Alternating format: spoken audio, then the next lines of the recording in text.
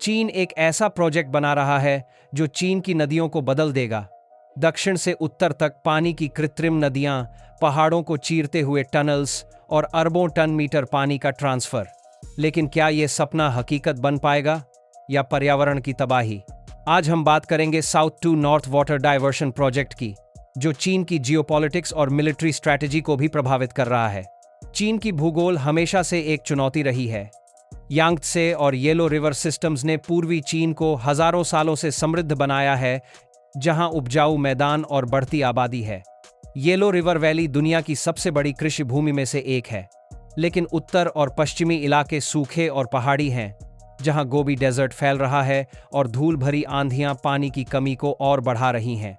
94% चीनी आबादी एक काल्पनिक लाइन के पूर्व में रहती है, जबकि उत्तर में बीजिंग जैसे शहर पानी की कमी से जूझ रहे हैं।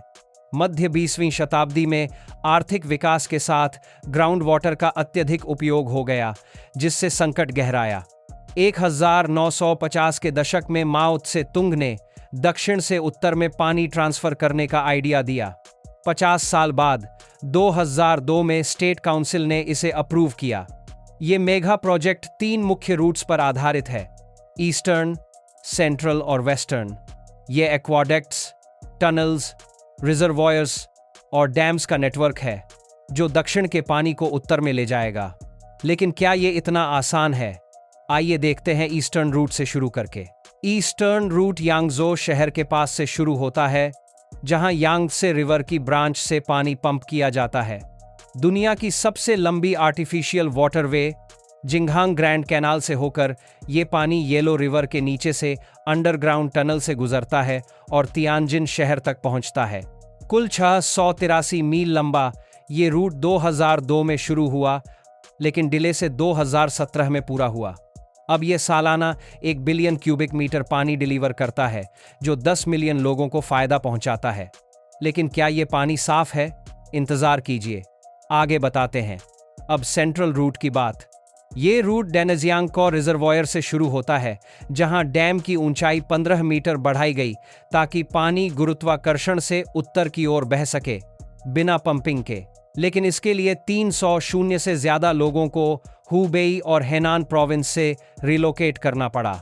745 मील लंबा ये रूट 2014 में पूरा हुआ, जो हान रिवर से 1/3 पानी डाइवर्ट करता है। इससे लाखों लोगों की पानी सप्लाई प्रभावित हुई। जुलाई 2022 में चीन ने 3 गॉर्जेस डैम से हान रिवर को जोड़ने के लिए आधा मील गहरा अंडरग्राउंड टनल प्लान किया, जो दुनिया का सबसे लंबा और गहरा आर्टिफिशियल वाटरवे होगा। 2030 तक ये रूट 12 क्यूबिक किलोमीटर पानी ट्रांसफर करेगा, जो 3 गॉर्जेस रिजर्वॉयर की 1/3 क्षमता के बराबर है। लेकिन क्या ये ट्रांसफर बिना साइड इफेक्ट्स के होगा? अगले हिस्से में खुलासा।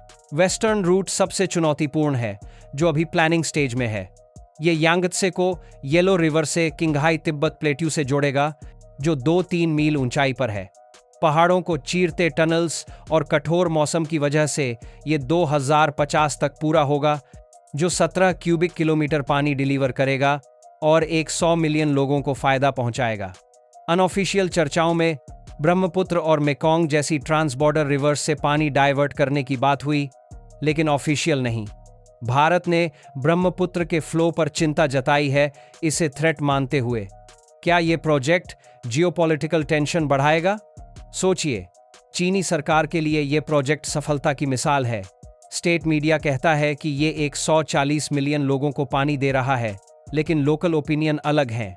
साउथर्न प्रोविंस जैसे सिचुआन और हुबेई पानी सिक्योरिटी और हाइड्रो पावर पर असर की वजह से विरोध करते हैं। वेस्टर्न प्रोविंस जैसे गांसू और किंगहाई इसे सोशियो इकोनॉमिक स्टेबिलिटी के लिए जरूरी मानते हैं, लेकिन पर्यावरणविद चिंतित हैं।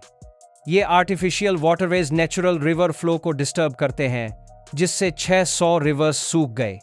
इंडस्ट्रियल वेस्ट और सीवेज से कंटेमिनेशन हो रहा है, क्योंकि कोई वाटर ट्रीटमेंट फैसिलिटी नहीं। यांगत्से का 36% फ्लो डाइवर्ट होने से शंघाई जैसे शहरों में सी वाटर इंट्रूजन का खतरा है, जो नेशनल वाटर क्राइसिस ला सकता है। वेस्टर्न रूट की प्लानिंग में पर्यावरणीय चिंताएं मुख्य हैं। पहाड़ी इलाकों में टनल्स से लैंडस्लाइड्स और लोकल फ्लोरा फौना को नुकसान हो सकता है। ये इलाका सीस्मिकली एक्टिव है, जहां भूकंप से अरबों डॉलर का नुकसान हो सकता है। 2025 तक प्रोजेक्ट ने 2 रूट्स कंप्लीट किए हैं, लेकिन कॉस्ट $70 बिलियन से ज्यादा हो गई है।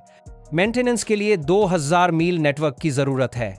जून 2025 तक ईस्टर्न और सेंट्रल रूट्स ने 81.33 बिलियन क्यूबिक मीटर पानी डिलीवर किया है, जो 114 मिलियन लोगों को फायदा पहुंचा रहा है। फरवरी 2025 में मिडल रूट ने 70 बिलियन क्यूबिक मीटर का माइलस्टोन हिट किया, लेकिन क्या ये क्लीन वाटर है? रिसर्च दिखाती है कि ये प्रोजेक्ट वाटर रिसीविंग एरियाज में वर्षा बढ़ा रहा है और तापमान कम कर रहा है, लेकिन इकोलॉजिकल इम्पैक्ट्स पर डिबेट जारी है। पूर्व vice minister Qiu Baoxing ने south to north water diversion project को लेकर गंभीर चिंता जताई है। उनका कहना है कि यह प्रोजेक्ट दीर्घकालिक रूप से सस्टेनेबल नहीं है। उनके अनुसार इसकी विशाल लागत, जो अब तक 500 बिलियन युआन से अधिक हो चुकी है, और कृत्रिम नहरों में फैलने वाला प्रदूषण इसे प्रबंधन के लिए बेहद जटिल बनाता है। क्यू ने जोर देकर कहा कि पानी की गुणवत्ता को बनाए रखने और पर्यावरणीय नुकसान को कम करने के लिए अधिक टिकाऊ और वैज्ञानिक समाधानों की आवश्यकता है, जैसे कि उन्नत जल शोधन तकनीकों का उपयोग और स्थानीय जल संसाधनों का बेहतर प्रबंधन। हाल ही में वेस्टर्न रूट के पहले चरण पर सहमति बनी है, जिसके तहत 4 बिलियन क्यूबिक मीटर पानी को डाइवर्ट करने की योजना है, जो उत्तरी प्रांतों में कृषि और औद्योगिक जरूरतों को पूरा करेगा। हालांकि क्रिटिक्स इस चरण को लेकर भी आलोचनात्मक हैं। उनका तर्क है कि 330 शून्य से अधिक लोगों का पुनर्वास और पहाड़ी क्षेत्रों में निर्माण से होने वाला पर्यावरणीय नुकसान अस्वीकार्य है।